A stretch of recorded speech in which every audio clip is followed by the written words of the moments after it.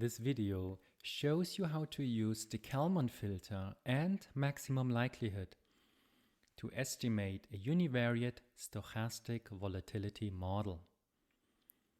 This video here assumes you are familiar with the Harvey and co-authors 1993 transform of the univariate stochastic volatility model.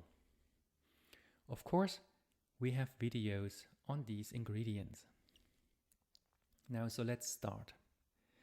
The state space system of the Harvey 1993 transform of the univariate stochastic volatility model reads as follows. Your measurement equation says that the log of the squared return at time t is equal to minus 1.27 plus the log of sigma upper bar square plus ht plus epsilon t, where epsilon t is the Gaussian measurement error with mean 0 and variance pi squared over 2. Now your state equation says that the unobserved ht follows an AR1 process, with eta t being a Gaussian mean 0 shock with variance sigma square eta. Now first we think about what are the unknown parameters here. That would be the log of sigma bar square, phi, and sigma square eta. So we collect that into a column vector theta. So now we determine that the unknown parameters are collected in the column vector theta. Now we want to learn the values of theta based on a training set that contains measurements of RT, t being 1 up to capital T. Just as a footnote, the measurement equation is expressed in terms of the log of RT square. But of course, if you observe RT, you can simply square that and take the log. Okay, now the realization of the volatility process HT will be filtered using the Kalman filter. So the joint log likelihood function of theta, conditional on the training set RT, coincides with the following expression. We have minus half the sum going from t equals 1 to cap t of log 2 pi plus log times the conditional variance of RT square, and then minus the sum from t equals 1 to t of the realized value of log RT square minus its conditional forecast. That prediction error is to the power of 2, and then we normalize that by the conditional variance of the measurement. Now note that based on the parameterization of the state space model at hand, we can identify the conditional expectation and the conditional variance as follows. The conditional expectation of log RT square is simply minus 1.27 plus the log of sigma bar squared plus the conditional expectation of HT. And the conditional variance of RT square, where here also we condition on ft minus 1 information, is simply the conditional variance of HT, conditional on t minus 1, plus the variance of the measurement error at time t, which is pi squared divided by 2. The respective terms for the expectation of HT and the variance of HT, both conditioned on ft minus 1 information, are the output from a Kalman filter recursion. So the full log likelihood for the parameters can be computed as follows. First, we initialize the running index t, the prior for the Kalman filter, and we also initialize the log likelihood. Now that would mean we set t equals to 1. Here I set the expectation of h1 conditional on f0 to 0. And I set the variance of h1 conditional on f0 to e to the 12. And I initialize the constant log L to be 0. Now notice here, I use an uninformative prior for h.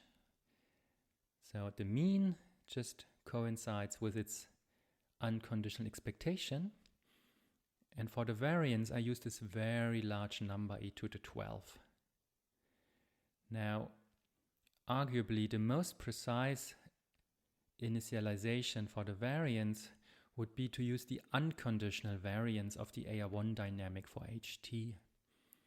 Now, that is what I do in my own research, but for that video here, I wanted to show you this alternative, where explicitly you could say, I have just no clue about the variance state in the first time period, and therefore you initialize that with this huge variance to make your first guess uninfluential for the follow-up recursions.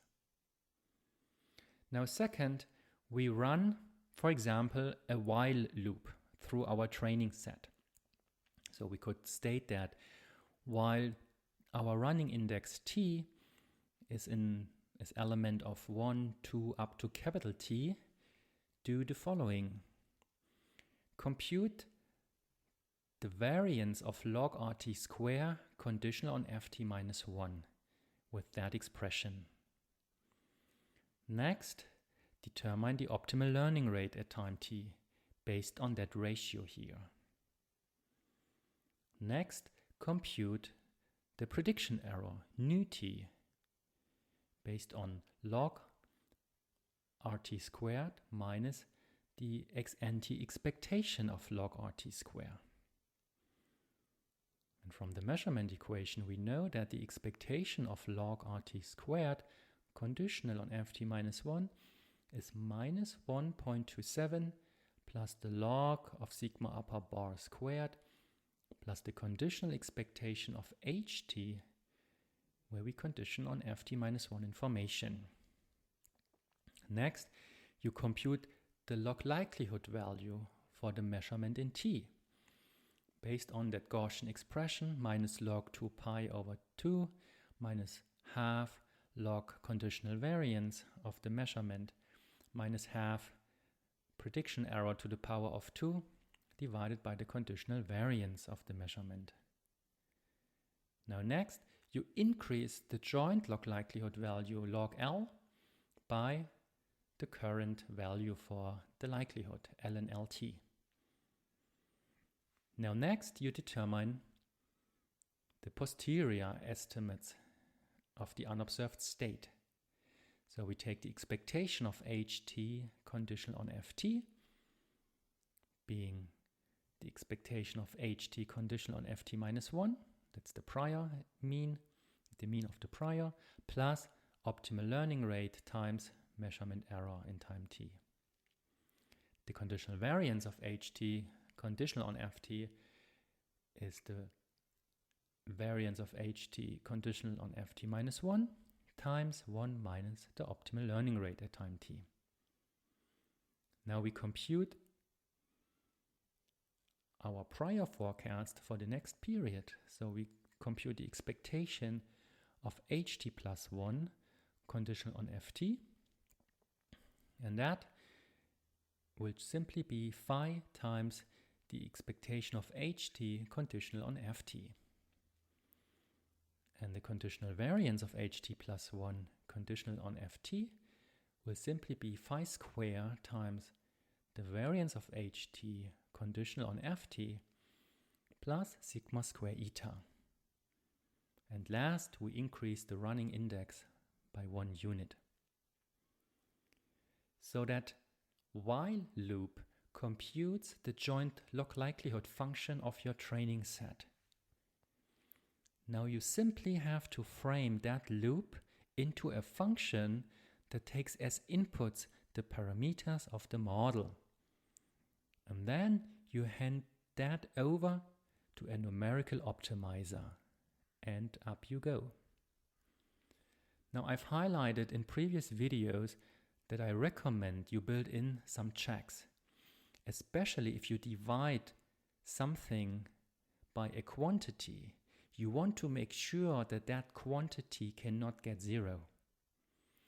In that one-dimensional example here of the SVM, that is less of an issue. But keep that in mind for more complicated problems. Last not least, let me know if something of the above is not clear. I would then devote a big part of our tutorial on discussing that issue in order to get rid of all remaining questions.